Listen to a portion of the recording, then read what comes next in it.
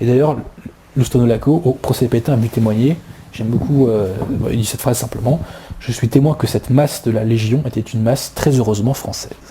Voilà. Ensuite, autre action de résistance, Vichy a créé ce qu'on a appelé à l'époque les chantiers de jeunesse. C'était mi-camp de concentration, mi-camp scout, en fait. Hein. Concrètement, on embrigadait les jeunes, on leur instituait l'esprit de revanche, on en profitait pour camoufler du matériel, et un très grand nombre de jeunes passaient dans les chantiers de jeunesse. Et c'était pas l'alter ego des jeunesses hitlériennes? Non, rien à voir. C'était pas rien à voir parce que les jeunesses hitlériennes. Parce que c'est présenté comme ça aussi. Hein. Ah non, mais ça n'a rien à voir.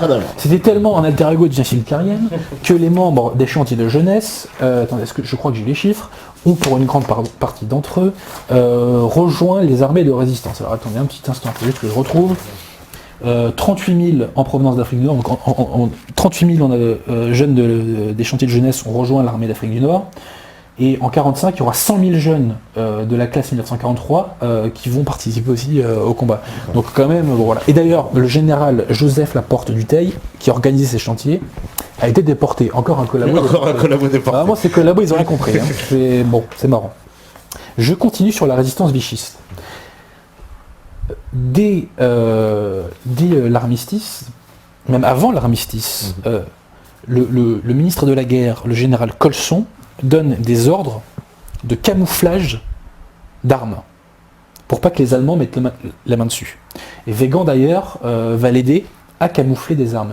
Et Vichy va par la suite camoufler non seulement un très grand nombre d'armes, mais au-delà de ça, Vichy va...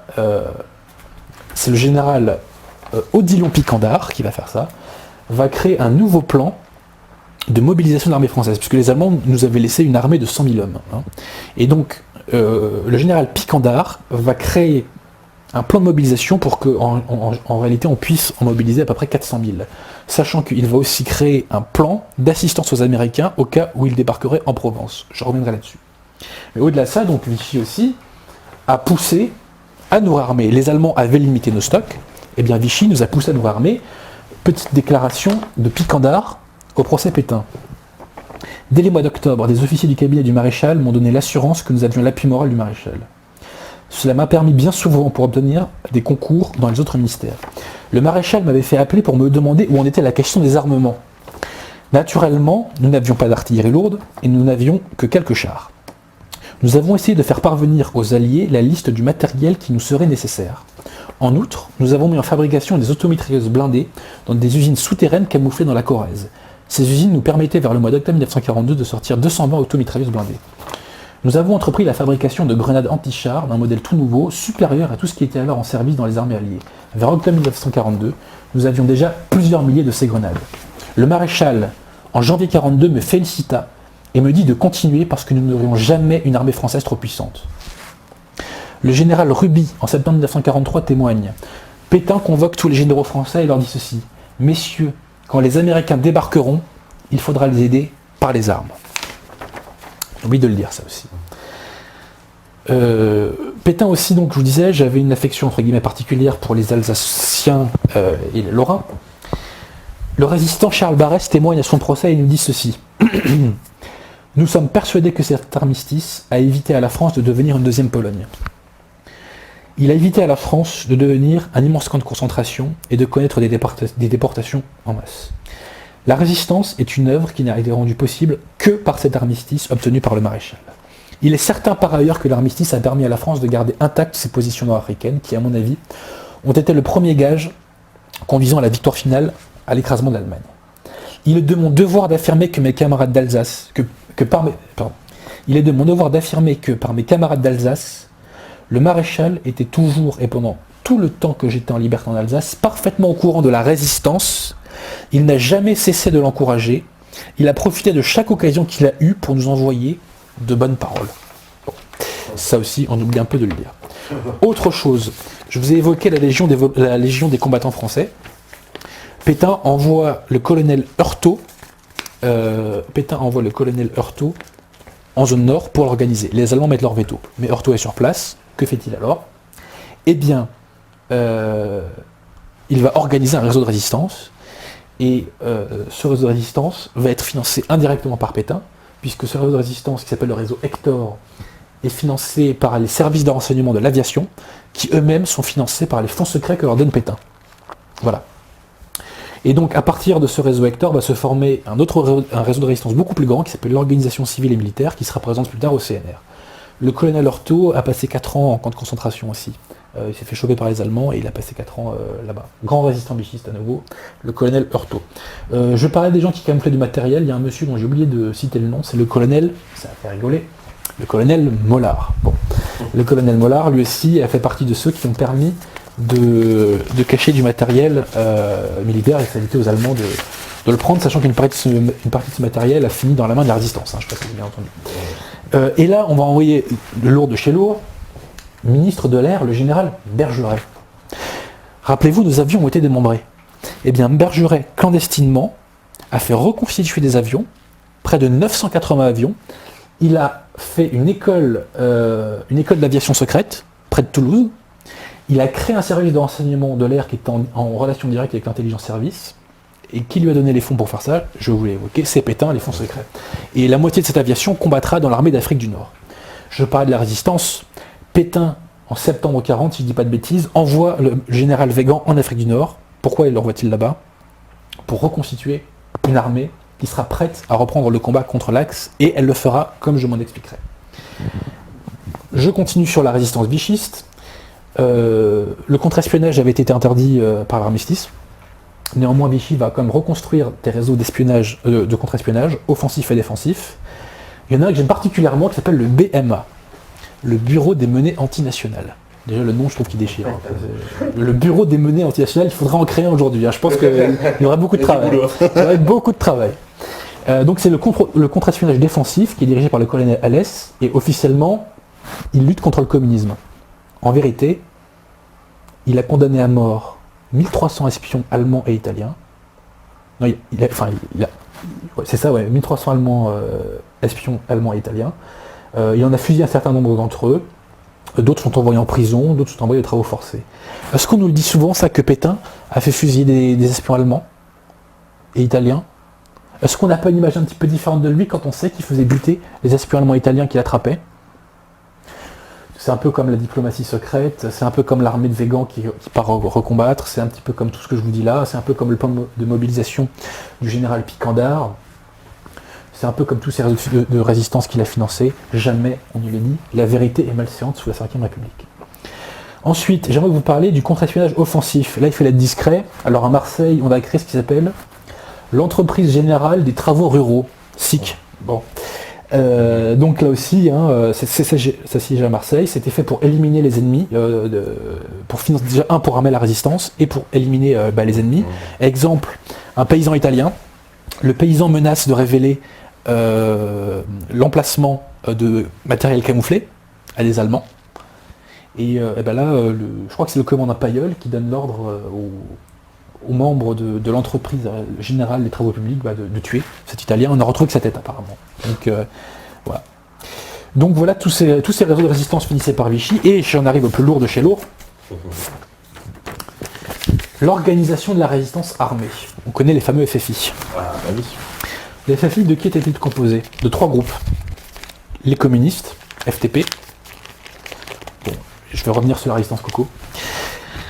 L'armée secrète qui était composée du mouvement Combat tenu par Henri Freinet, du mouvement des francs-tireurs qui n'a rien à voir avec le coco, qui était dirigé par Pierre Lévy, et de Libération Sud qui était tenu par Emmanuel Dacier de la Vigerie. Il y a un troisième groupe qui s'appelle l'Organisation de la Résistance Armée. Qui sont ces gens de l'Organisation de la Résistance Armée? C'est l'armée de Vichy, c'est la résistance issue de l'armée de Vichy.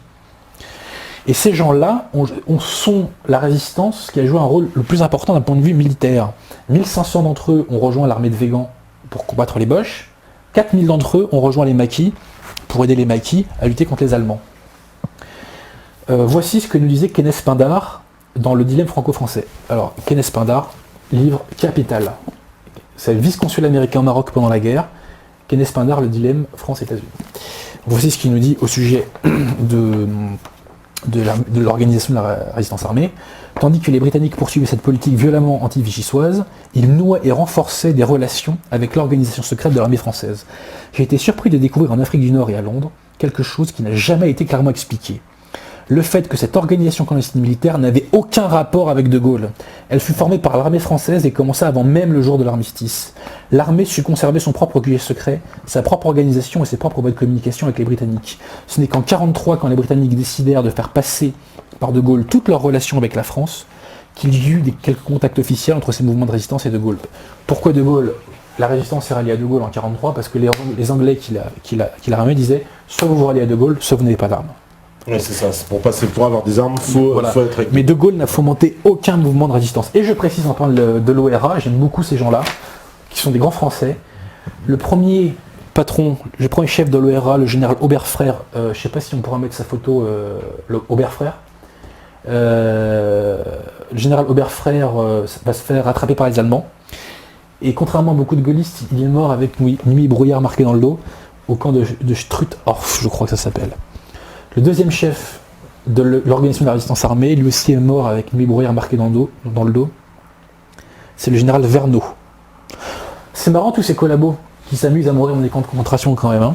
Et je précise que le général Oberfrère, qui est mort au camp de Struthof, faisait partie du tribunal militaire qui a condamné à mort De Gaulle par contumace. Passons. Si vous voulez savoir ce que c'est une gueule de français, regardez la tête du général Oberfrère. Là, vous comprendrez. Voilà. Donc voilà pour l'organisation de la résistance armée. Donc, on voit bien toutes les activités de résistance de Vichy. Le bureau des menées antinationales, le contre-espionnage défensif, le réseau acteur financé, le réseau martial financé, le réseau navarre financé, l'organisation de la résistance armée, un plan de mobilisation clandestine, un réarmement clandestin, une aviation qu'on remet en marche. On se fout de notre gueule quand on nous parle de Vichy collabo. On se fout de notre gueule, enfin de Pétain et Laval collabo. Enfin Laval c'est autre chose, mais Pétain collabo, on se fout de nous. C'est un mensonge absolu. Vous savez, on n'est pas obligé d'être d'accord avec moi, mais au moins qu'on donne la parole à la défense et qu'on lui laisse s'exprimer.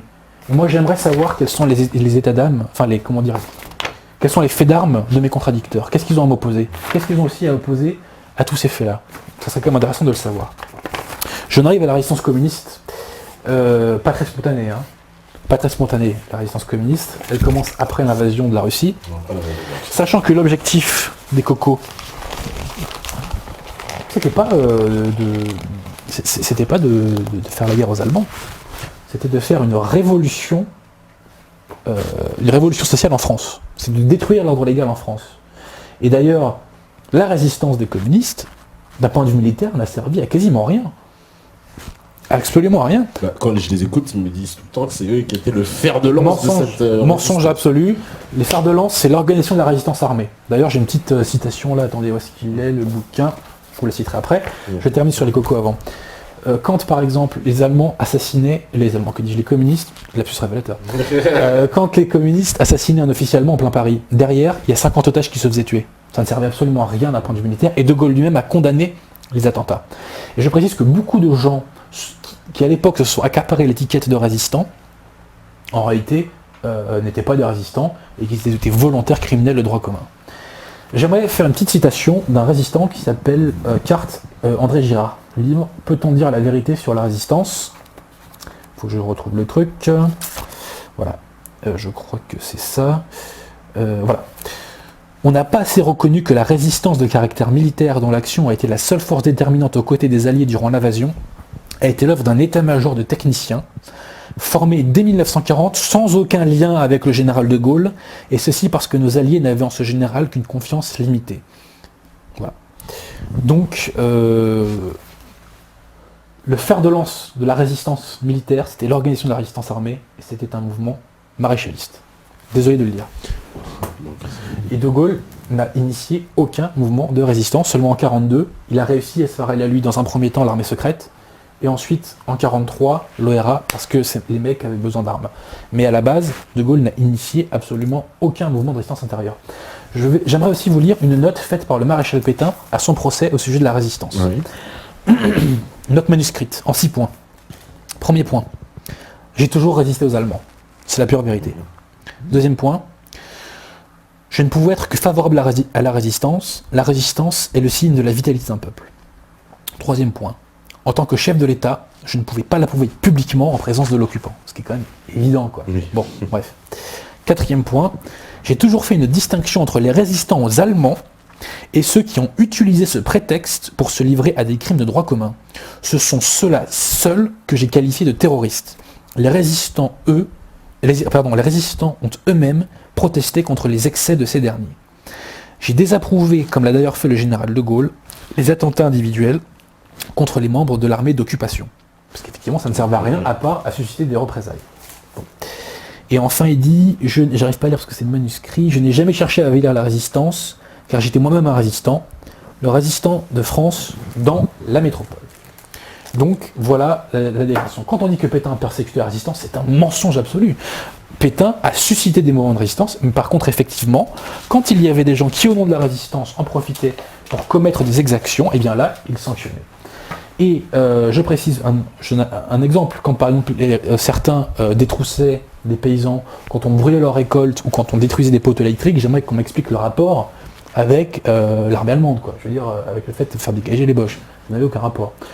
C'est pareil, on a fait dérailler le train Paris-Lyon du 2 novembre 1943, 11 morts, 54 blessés. Pourquoi? À quoi ça sert concrètement? Oui, des passagers. Ah, rien. Aussi, au sujet de la résistance vichiste, je précise que 28 préfets de Vichy ont été déportés, 18 sous-préfets et sous-secrétaires de préfecture ont été déportés. Ça aussi, on oublie un tout petit peu de le dire. Eh ben, on va faire une deuxième pause, si la régie, elle est prête, et elle est prête. Et puis, on revient, ça passe vite. Mon Dieu. Et ça passe vite, mais vous inquiétez pas, on débordera un peu s'il faut finir, parce qu'on sait que c'est intéressant, parce qu'il y en a qui craignent déjà, qui nous disent oh, j'espère qu'on aura le temps de finir, on aura le temps, vous inquiétez pas. À tout de suite. Voilà, donc de retour, toujours sur la libre antenne, avec Adrien Bouzy, donc pour cette... Tu m'entends? Oui, là, voilà, ok. Donc voilà, de retour, donc comme je disais avec Adrien Abosi, pour cette contre-histoire de Gaulle. Alors on a appris beaucoup de choses, hein, pour résumer un peu le parcours. Donc De Gaulle, un homme qui vient de Paul Reynaud, donc tout à fait, ouais. ancien président du Conseil, qui est un peu un homme un proche de Churchill, on va dire. Hein. Ouais, c'était un minable, hein, surtout. Reynaud, c'était ouais. Minable. Il s'est conduit de façon médiocre au procès Pétain. Voilà, donc il s'enfuit. Alors De Gaulle s'enfuit, le terme va pas plaire. De Gaulle c'est un déserteur. De Gaulle s'en va, donc voilà. Le colonel De Gaulle est un déserteur. Donc De Gaulle, en théorie c'est un déserteur, ouais. Donc il s'en va en Angleterre, il est reçu là-bas. On voit que, en fait, en secret, il y a une espèce d'accord en fait pour que Paul Reynaud revienne en fait au pouvoir, puisqu'il pense que le maréchal Pétain n'acceptera pas les conditions imposées par l'Allemagne. Parce qu'en fait, il sous-estime en fait les conditions que Hitler va imposer à la France. Il pensait que les conditions seraient beaucoup plus dures et que Pétain les refuserait. Et puis donc Paul Reynaud serait réinvesti en tant que président du Conseil. Il pensait que Pétain démissionnerait et qu'il serait réinvesti ensuite par Albert Lebrun, le président de la République de l'époque. Et Paul Reynaud aurait pu siéger donc à Londres comme tous les gouvernements exilés. Exactement, sauf que Paul Reynaud a une défaillance et De Gaulle a pris sa place en quelque sorte. Voilà. Sur la résistance à Vichy, j'aimerais faire une petite citation.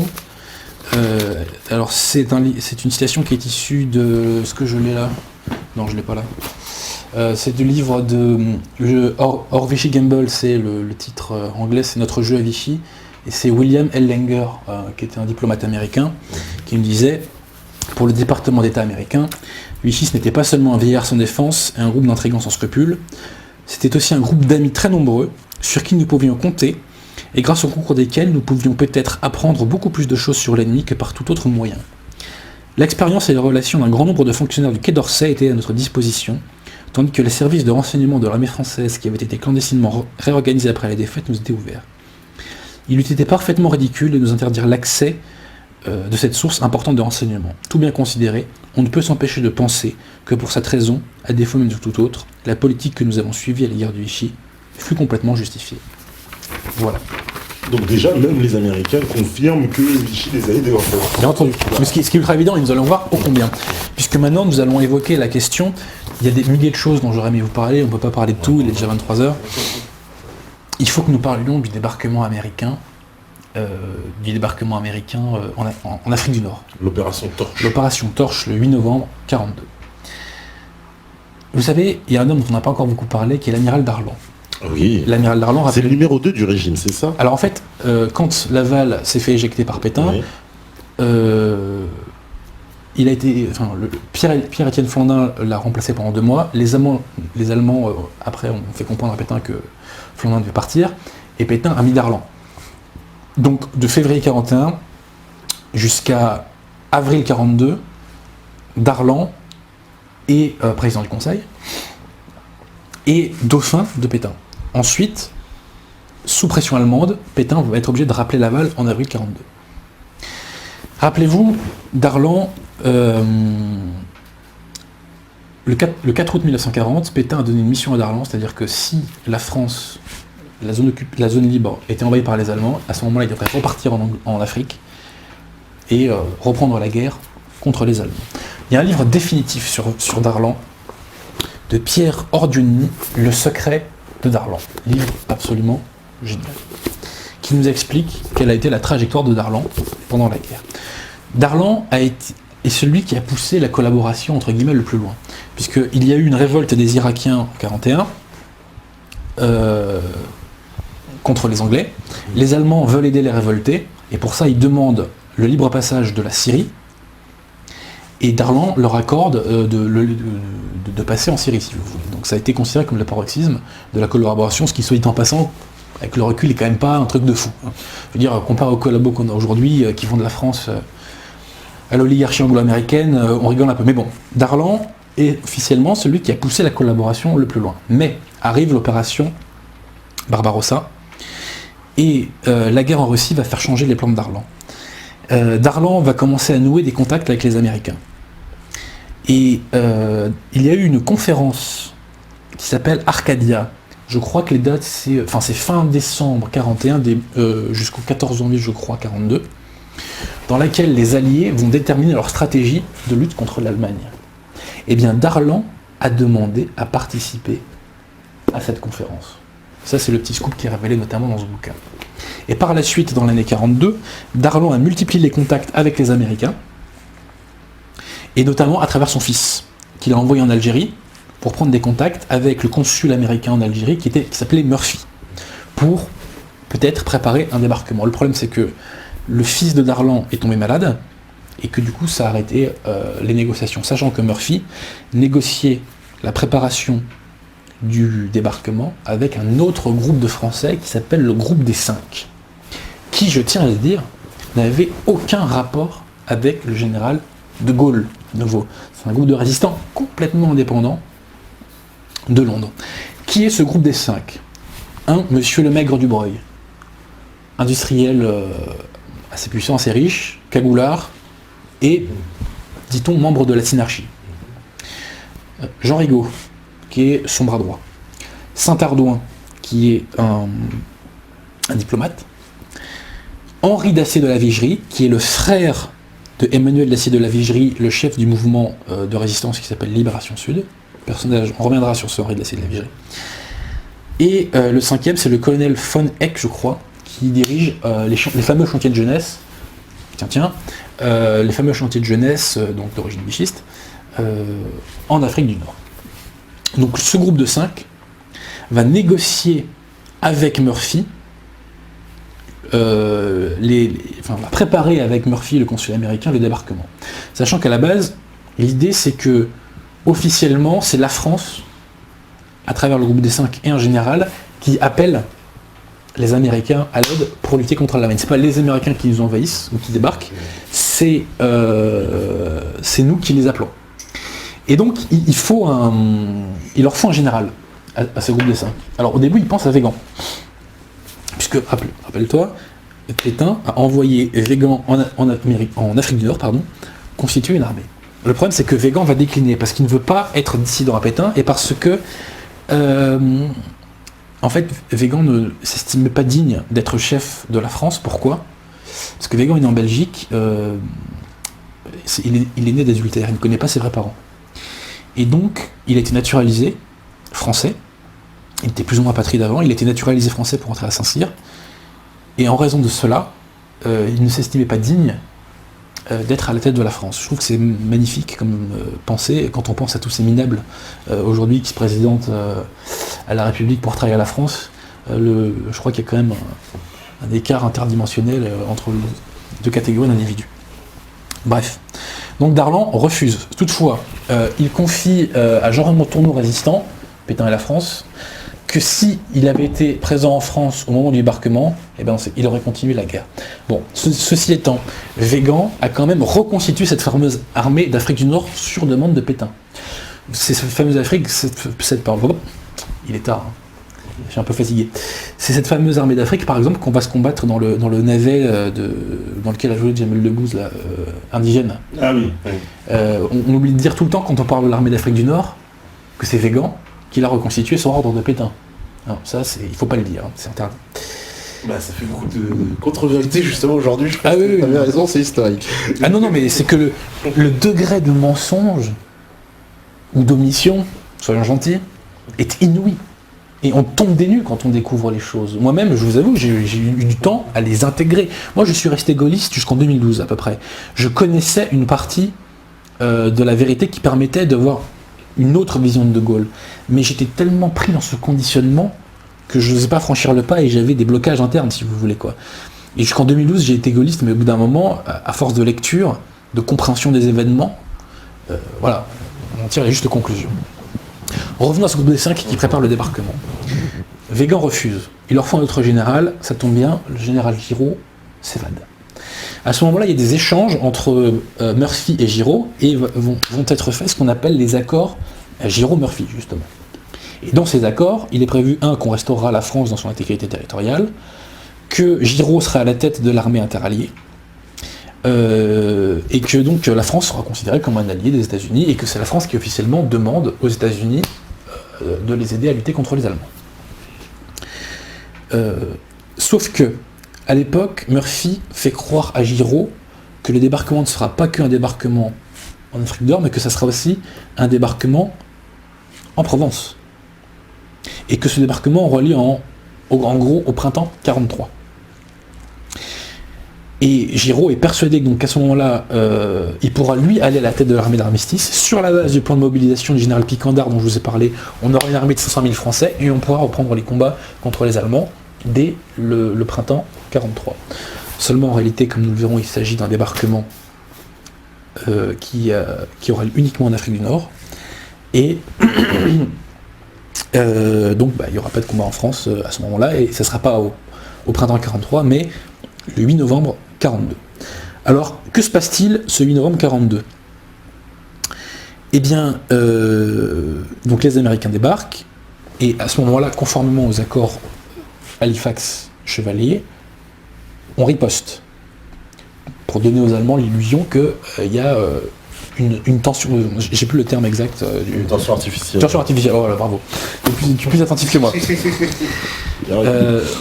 Donc, voilà, et il y avait une phrase d'ailleurs de Darlan très connue, c'est qu'en gros, il dit en substance, si vous venez avec 5 divisions, je vous tire dessus, si vous venez avec 500 divisions, je vous ouvre les bras, quoi, en gros, voilà.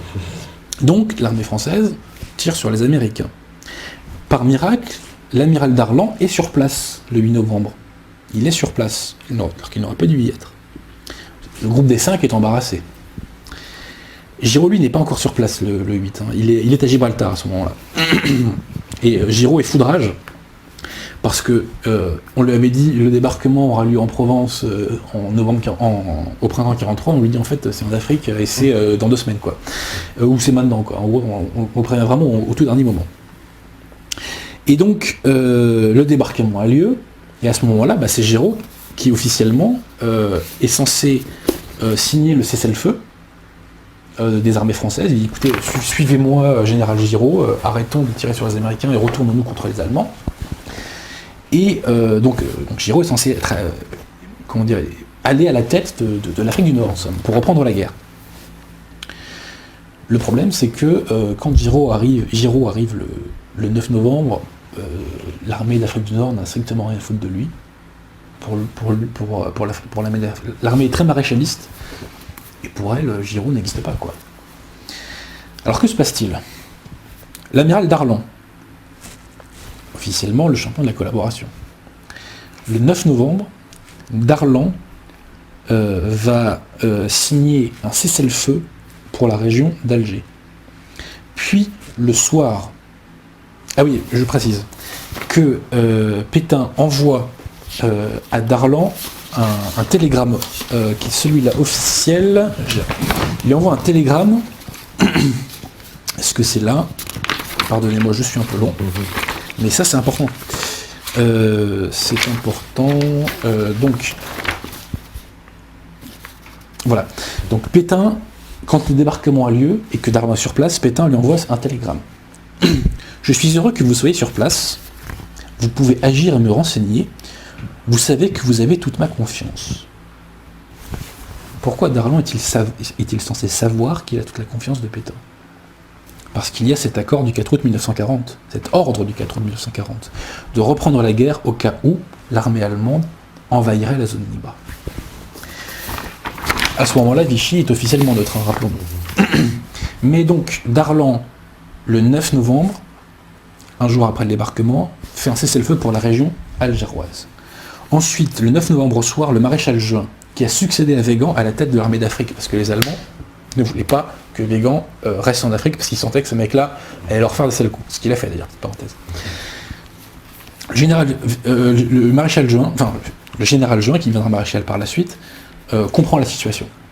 Et il dit à Giraud, bon écoutez, je vous donne le commandement de l'armée d'Afrique, en revanche, vous ralliez à Darlan. Donc, ils font ça dans le dos du groupe des 5 qui avait organisé le débarquement. Giraud accepte, parce que lui, Giraud, contrairement à De Gaulle, est un vrai militaire, il veut faire la guerre. Le pouvoir, il s'en fout, la politique, il s'en fout.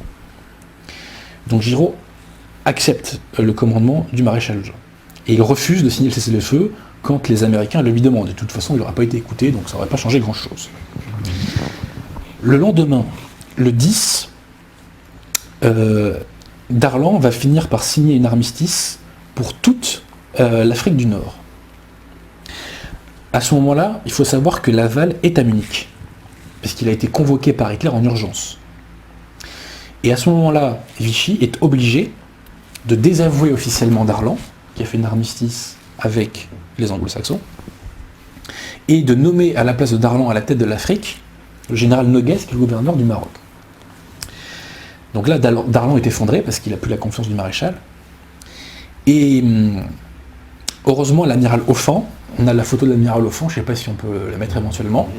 L'amiral Offand, j'arrête pas de citer ses bouquins, il écrit quasiment que des bons bouquins, l'amiral Offand.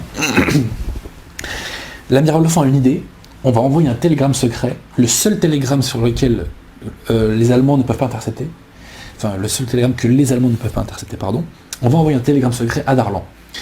Et ce télégramme secret lui dit, envoyé à 14h50, comprenez que ce désaveu était nécessaire pour les négociations en cours. Négociations de Laval à Munich avec Hitler. Petite parenthèse d'ailleurs, Laval est allé voir Hitler avec un morceau de cyanure de potassium dans la poche, pour ne pas que Hitler lui impose des choses qui seraient trop contraires aux intérêts vitaux de la France.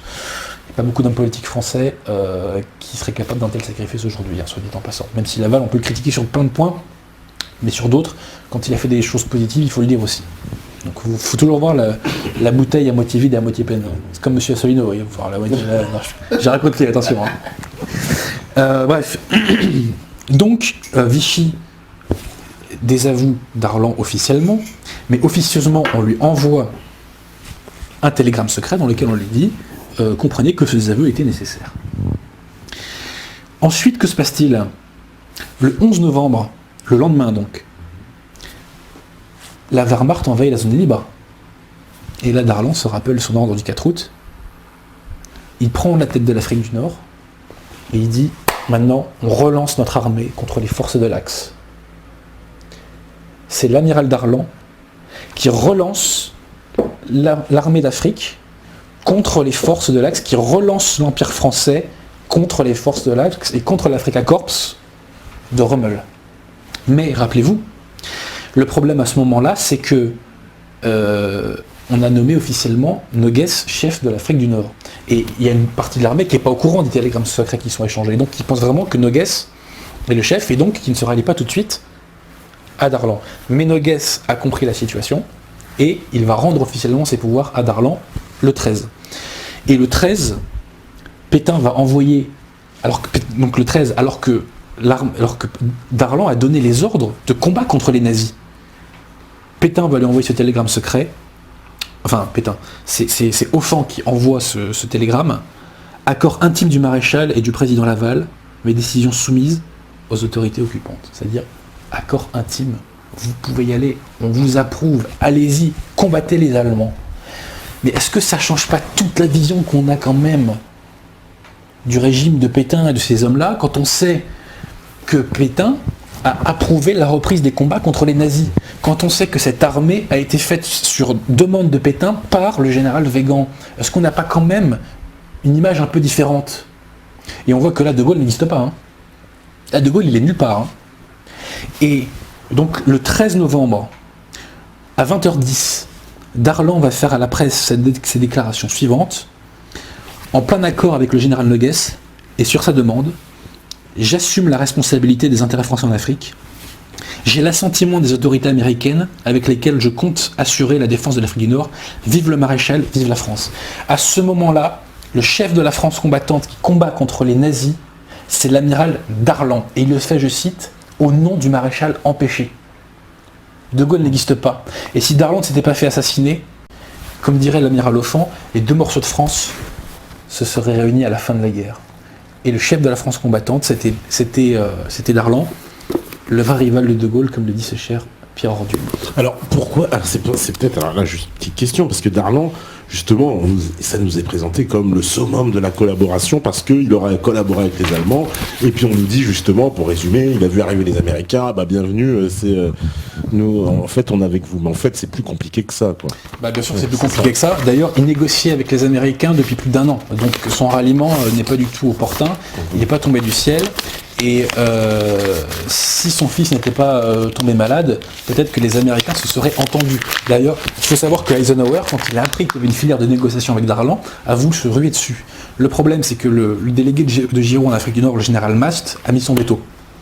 Et à la réunion de Churchill, qui est eu, je crois, le 14 octobre 1942, on a définitivement enterré la filière Darlan. Mais Darlan négocie avec les Américains depuis 1941, donc son ralliement n'est pas si opportuniste que ça. Et de toute façon, j'ai envie de dire, on s'en fout. Ce qui compte, c'est que Darlan a pris une position qui, quoi qu'on en dise, était conforme aux intérêts de la France. Il fallait à ce moment-là relancer l'armée contre l'Axe, et Darlan a relancé l'armée contre l'Axe. Cette armée, je le répète, reconstituée par Weygand à la demande de Pétain, et Pétain, par télégramme secret envoyé par l'amiral Offand, a validé le choix de reprise de combat militaire contre l'Axe. Je répète, Pétain a validé la reprise de combat contre les forces de l'Axe. Une troisième fois, Pétain a validé de combat contre les forces de l'Axe. Il faut répéter, parce que c'est tellement loin de ce qu'on nous dit. Oui, là on est loin d'être ça quand même. Que, non mais, c'est extraordinaire. Le degré de mensonge, mais il est himalayesque. Il est himalayesque. Moi, je vous avoue que j'ai appris ça, je crois, en 2009. Je lis un livre sur la mort de l'amiral Darlan, qui s'appelle, justement, enfin, j'ai plus le titre, mais c'est Peter Tompkins, un espion américain qui l'avait écrit. Et je lis les télégrammes que Pétain envoie à Darlan pour lui dire « Vas-y, Coco, tu peux y aller ». Je dis « C'est pas possible ». Pétain, le collabo, a dit à Darlan de reprendre les combats contre les nazis. C'est pas possible, j'ai du mal à comprendre, j'ai du mal à lire, là, il y a un problème. Et puis en me renseignant de fil en aiguille, bah non, c'est bien comme ça que ça s'est passé. C'est bien comme ça que ça s'est passé. Et donc, petite citation de Darlan du 18 décembre 1942. « Je ferai tout ce qui est en mon pouvoir en accord avec les alliés américains et britanniques pour promouvoir cet ordre chrétien qui s'oppose aux utopies matérialistes et païennes des pseudo-philosophies hitlériennes et fascistes. » Message radiodiffusé de Darlan du 20 novembre 1942. Le maréchal Pétain est et reste l'image vivante de la France. Mais après l'occupation de la zone non occupée par les Allemands, il a perdu sa liberté d'action. Après l'armistice, la politique poursuivie par le maréchal a été la seule possible, parce qu'elle permettait à la France de continuer à vivre, et parce qu'elle lui évitait de voir l'Afrique occupée par l'Axe. Si cette politique n'avait pas été si habilement menée, les Allemands auraient occupé l'Afrique depuis longtemps déjà. Et si cette occupation avait eu lieu, les événements plus récents permettent de supposer fortement que les Alliés auraient éprouvé d'autant plus de difficultés à aider la France à retrouver sa liberté. Je sais pertinemment que j'interprète honnêtement l'idée du maréchal. Je continue à suivre ses instructions d'autrefois lorsque j'accepte le secours des Américains et de leurs alliés pour la liberté et le rétablissement complet de la souveraineté de la France. Je sais d'ailleurs que le maréchal partage mes sentiments d'amitié envers les peuples des États-Unis, et en aucun cas on ne me fera croire que le vainqueur de Verdun est de connivence avec les usurpateurs qui ont ravi à la France l'Alsace, la Lorraine, la Savoie, Nice, la Corse et l'Afrique du Nord en Tunisie. C'est sous la pression allemande que le maréchal a transmis une partie de ses pouvoirs à Laval. Or, nous avons prêté serment solennel au maréchal, pas à Laval, et ce serment nous le respecterons, au moins dans son esprit.